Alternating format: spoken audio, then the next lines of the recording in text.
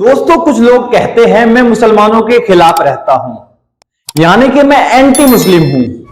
इस बात में सच्चाई भी है और सच्चाई भी नहीं। सच्चाई यह है कि मैं जाहिल मुस्लिमों के खिलाफ रहता हूं। अब आप सोचेंगे जाहिल मुस्लिम कौन से, ये कौन से मुस्लिम हैं? तो दोस्तों, वे मुस्लिम हैं ये वाले।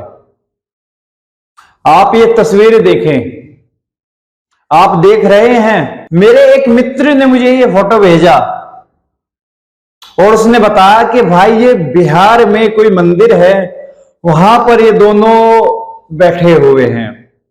आप देखें, आपको तस्वीर में नजर आ रहा होगा, नीचे शिवलिंग है, नीचे एक मंदिर है, शिव मंदिर है, वहां पे दो शिवलिंग है और ये दोनों बाबूजी ऊपर बैठे हुए हैं आराम से। एक बाबूजी तो फोन पे लगे हुए हैं और एक बिल्कुल आराम से इत्मीनान से बैठे हुए हैं। अब आप मुझे बताएं, मैं इन लोगों का क्या करूं? मैं इनका किस बात में साथ दूं? किस लिए मैं इन लोगों का साथ दूं? हां, हो सकता है इन लोगों को पता ना हो कि नीचे मंदिर है। तो दोस्तों, मैं जो भी अब तक आगे बताऊंगा, जो मैंने बता दिया है वो सब गलत हो जाएगा। उसके लिए मैं पहले ही माफी चाहता हूं, क्योंकि मुझे नहीं पता कि इन लोगों को पता है या नहीं पता। लेकिन अगर इन्हें पता है कि नीचे मंदिर है और हम मंदिर के ऊपर बैठे हुए हैं, तो मेरा मुसलमानों के, जाहिल मुसलमानों के खिलाफ होना बनता है। और इस बात को प्रूव करने के लिए कि मैं इन लोगों के खिलाफ क्यों रहता हूं, मेरी गवाह है अल्लाह की किताब, यानी कि वो किताब जो पैगंबर मोहम्मद पर नाजिल हुई, यानी कि वो किताब जो पैगंबर मोहम्मद पर उतरी, यानी कि वो किताब जिसके लिए अल्लाह ने हुक्म दिया। तो मेरे दोस्तों, मेरे भाइयों, मैं उस किताब के खिलाफ बिल्कुल नहीं जा सकता।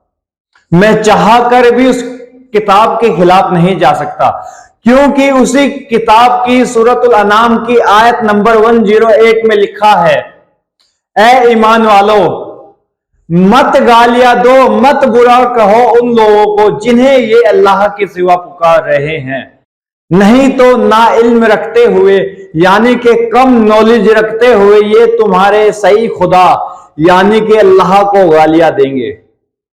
और आगे इस आयत में आएगा, जो आदमी जैसे काम करेगा उसके लिए ऐसा ही फल है। आखिर में सबको अपने उसी सच्चे खुदा के पास जाना है और वो फिर बता देगा जो तुम किया करते थे। तो कुरान मजीद की सूरतुल अनाम की आयत नंबर 108 इस बात की गवाह है कि अल्लाह ने, खुदा ने, उस ईश्वर ने, सच्चे मालिक ने किसी भी ऐसी चीज की तौहीन करने को मना किया है, किसी भी ऐसी चीज को गाली देने को, बुराई करने को मना किया है जिन्हें कोई अल्लाह के सिवा पूजता है। मुसलमानों को यह खास तौर से हुक्म मिला है कि वो किसी के साथ बदतमीजी ना करे, किसी के भी खुदा को गाली ना दे, भले ही वो झूठा ही क्यों ना हो।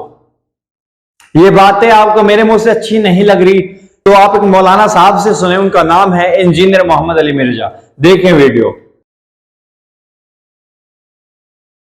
वो आयत आ रही है जी 108 नंबर, ये बड़ी मशहूर आयत है। ये मैंने मुख्तलिफ औकात पे, जब भी इंटरनेशनल कोई अफेयर्स आते हैं, खुसूसन गुस्ताखाना कार्टून्स का इशू आता है, मुसलमानों के ख़िलाफ़ जो कंपेन्स होती हैं, उसमें मैंने हमेशा इस आयत को कोट किया है। ये कुरान हकीम का ही एक, समझ लें, एजाज़ है।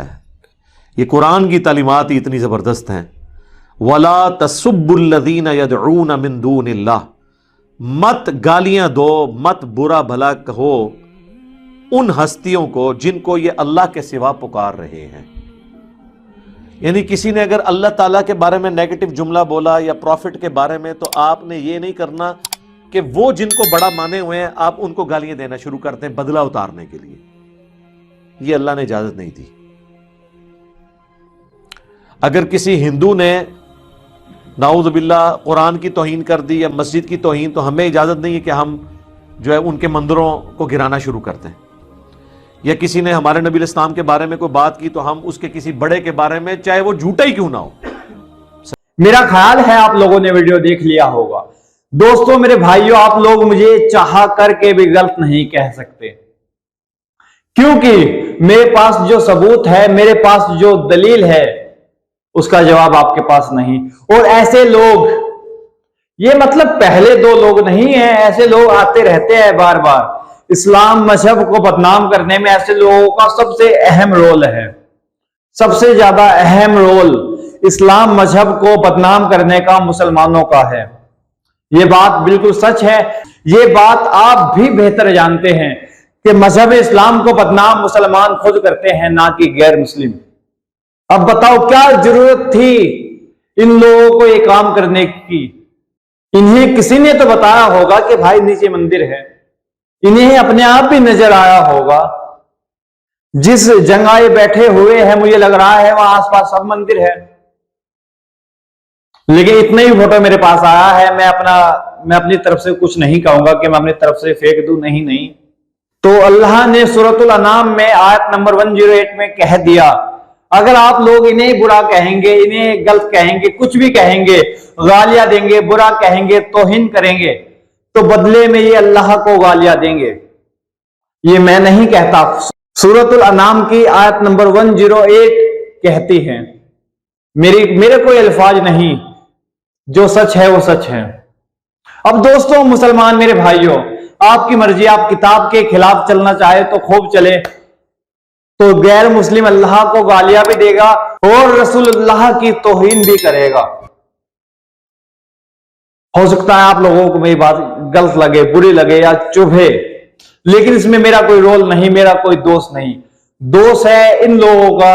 और जहां पर ये फोटो डला हुआ है, अभी मैं साइड में, आप देखना उनके कमेंट चलेंगे, मैं डाल दूंगा, आप लोग ये साइड में उनके कमेंट देखना, लोगों ने नीचे जा जाके क्या क्या कमेंट किए हैं।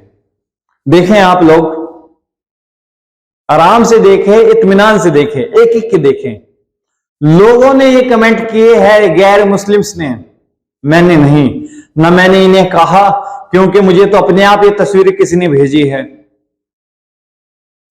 किसी ने लिखा ये लोग ऐसे काम करके जन्नत में जाना चाहते हैं। किसी ने लिखा इनका धर्म इन्हें यही तालीम देता है। किसी ने लिखा मुसलमान ऐसे ही होते हैं। किसी ने लिखा जागो हिंदुओं जागो, अब कब तक सोते रहोगे, अब तो ये मुल्ला शिवलिंग के ऊपर जाके भी बैठ गए। फिर लोग कहेंगे कि मैं एंटी मुस्लिम हूं। नहीं मेरे भाई, मैं एंटी मुस्लिम नहीं, बिल्कुल भी नहीं। भला मैं एंटी मुस्लिम कैसे हो सकता हूं? मैं तो उस किताब को फॉलो करता हूं जो अल्लाह ने अपने महबूब पे उतारी है। मैं तो उस किताब में लिखा हुआ मानता हूं जो अल्लाह ने अपने महबूब को बताया है, अपने महबूब पे जो किताब नाजिल की है। अल्लाह ने जब किताब में कह दिया नहीं बुरा कहना झूठे खुदाओं को, तो हम क्यों कहें, हम क्यों तौहीन करें, हम क्यों गालियां दें? फिर अल्लाह ने साथ में यह भी बता दिया अगर तुम ये काम करोगे तो ये लोग तुम्हारे सच्चे खुदा यानी कि अल्लाह को गालियां देंगे। आखिर में सबको अल्लाह के पास जाना है, फिर वो सबको बता देगा जो वो करते हुए आए हैं। जब सारी बात एक आयत में, सिर्फ एक आयत में क्लियर हो गई, तो काहे का दंगा, क्यों गाली देनी, क्यों बुराई करनी? और वैसे भी हम जिस मुल्क में रहते हैं, हिंदुस्तान हमारा प्यारा मुल्क, हमारा प्यारा वतन, जिसके लिए हमारे दिलो जान कुर्बान, जिस मुल्क के लिए नबी आखिर समा ने कहा कि मुझे हिंद से ठंडी हवा आती है, भला मुसलमान उस मुल्क पे क्यों ना कुर्बान हो जाए, क्यों ना उस मुल्क के लिए अपनी जान दे दें, क्यों ना आगे जा जाके अपने सर कटवाए अपने मुल्क के लिए? क्योंकि नबी ने कहा है मुझे हिंदुस्तान से ठंडी हवा आती है, यानी कि हिंदुस्तान में खैर है, मोहब्बत है, अमन है, शांति है। और हमारे मुल्क में हमारे प्यारे हिंदू भाई लगभग 80% है जो ऐसी आस्था रखते हैं, जो शिवलिंग में आस्था रखते हैं, श्री राम में, श्री कृष्ण में, शिव जी में आस्था रखते हैं। तो हमें तो वैसे ही कोई हक नहीं बनता किसी को गलत कहने का, बुरा कहने का, क्योंकि अल्लाह ही कुरान में कहता है कि अपने वतन में, अपने मुल्क में अफरा तफरी ना मचाओ, शोर ना मचाओ, अपने मुल्क में आफत ना उतारो, दंगे ना करो, खून ना बहाओ, मोहब्बत से रहो और जिस मुल्क में रहो उसके वफादार बन के रहो। आपने एक बात जरूर सुनी होगी कि आधा ईमान दीन से और आधा ईमान अपने वतन से है। और इसी पे मुझे मेरे एक दोस्त है, उनका एक शेर याद आ गया, उल्फत है मुझे अपनी दोनों आंखों से बराबर, उल्फत है मुझे अपनी दोनों आंखों से बराबर, जितनी मोहब्बत दीन से है उतनी ही वतन से है। दोस्तों ये बातें सिर्फ ये थी कि ये काम ना किए जाए, अल्लाह के वास्ते, कुरान पाक के वास्ते ये काम ना किए जाए। अल्लाह ने ऐसे काम करने को मना किया है साफ साफ। आप लोग कृपया करके, एहसान करके अल्लाह की किताब का तर्जुमा बाजार से ले आए, उसकी तालीम ले, उसे पढ़े, इंशाअल्लाह फिर आप आगे से ऐसे काम नहीं करेंगे, मुझे यकीन है। देश में, अपने मुल्क में शांति बनाए रखे, कुछ भी ऐसा काम ना करे जिससे दूसरों को, हमारे साथ रहने वाले हमारे भाइयों को, साथियों को परेशानी हो। और ये सारी बात, इनमें से बहुत सारी बात, बिल्कुल सेम बात मैंने एक वीडियो नुपुर शर्मा के ऊपर बनाया था, उसमें भी मैंने सब बात बताई थी। उसका लिंक आपको नीचे मिल जाएगा, देख लीजिएगा। और हाँ, एक कल मैंने एक वीडियो बनाया, खान सर, उन्हें आप सब जानते होंगे, उनकी तस्वीर है। इनका भी दिमाग आजकल पता नहीं, ये भी अपने मन में जो सोचते हैं वही बच्चे को बता देते हैं, वही बच्चों को बता देते हैं। आप वो वीडियो भी मेरा जाके जरूर देखें। इन्होंने पैगंबर मोहम्मद के बारे में पता नहीं क्या क्या बताया है। तो दोस्तों आप जाके वो वीडियो भी जरूर देखें। और अल्लाह के वास्ते ऐसे काम ना किया करे, नहीं तो तौहीन मुसलमानों की होगी। करता एक शख्स है, बदनाम पूरी कौम होती है। अगर आपको नहीं समझ आ रहा तो उदाहरण ले लीजिए कन्हैया लाल के 2 कातिलों का। उदयपुर में जो उन्होंने मारका किया, उदयपुर में जो उन्होंने गलत गंदा काम किया, एक बेगुनाह को बेवजह मारा, और उसके बाद वीडियो बनाई और वीडियो में उन्होंने कहा कि काम हमने रसूल के लिए किया है। कौन सा रसूल? कौन से रसूल को फॉलो करते हैं आप लोग? कौन से रसूल ने यह तालीम दी है जो आपने किया? मजहब इस्लाम के किसी रसूल ने यह तालीम नहीं दी। मैं मजहब इस्लाम की नहीं, मैं दुनिया के तमाम मजहब की बात करूंगा।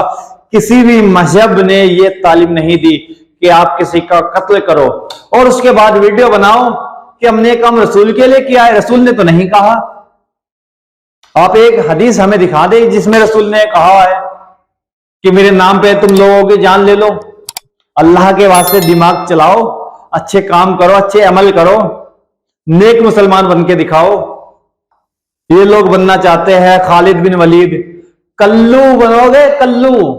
जिनकी औरतें डांस करती हो बाजारों में, मार्केटों में वीडियोज बनाती हो, आप क्या समझते हैं उनके पेट से, उनके सिकम से खालिद बिन वलीद पैदा होंगे? नहीं सर, उनके पेट से, उनके सिकम से कल्लू पैदा होंगे। मेरी बात जरूर बुरी लगती होगी आपको, लेकिन मैं कहता वो हूं जो सच है।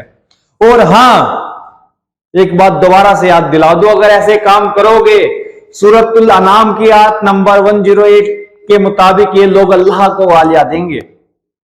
बस मेरी बात खत्म। आप अपना ध्यान रख के अपने घर पे रहे। बताने में, कहने में मेरे मुंह से कुछ गलत अल्फाज निकल गए हो, मुझे माफ करे। मेरा बिल्कुल इरादा नहीं होता कुछ गलत कहने का, किसी का दिल दुखा हो मेरी वजह से। अगर मेरी वजह से, मेरी अल्फाजों की वजह से किसी का दिल दुखा हो, अगर वो आदमी सच है तो नहीं दुखा होगा। अगर भाई साहब आपका दिल दुखा है तो आप ऐसे वैसे काम करने से बंद कर दे। अगर फिर भी मैंने कुछ ज्यादा जबर जेर कर दिया हो तो मुझे नीचे कमेंट में बताएं और अपना ख्याल रखें।